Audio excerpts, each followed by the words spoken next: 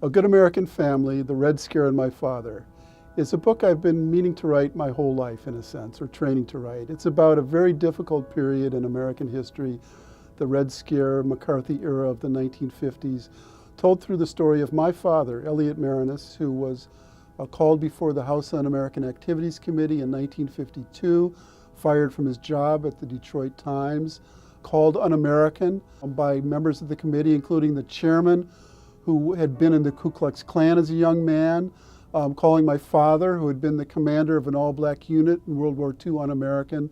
So really, in that sense, it deals with the questions that are always relevant. What does it mean to be an American?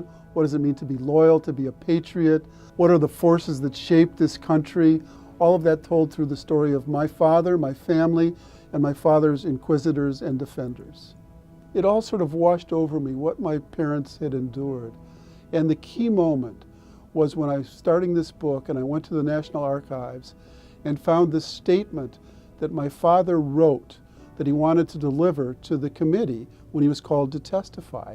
And they wouldn't let him deliver it unless he named names and was contrite, which he refused to do. And it was at that moment when I saw his typewritten statement with some typos in it, an S that went up too hard because he was punching it on his typewriter, and a couple of T's that he crossed out and R's that he crossed out to make T's. Simple mistakes that really made me, for the first time, put myself in his shoes and feel what he was feeling all those decades ago.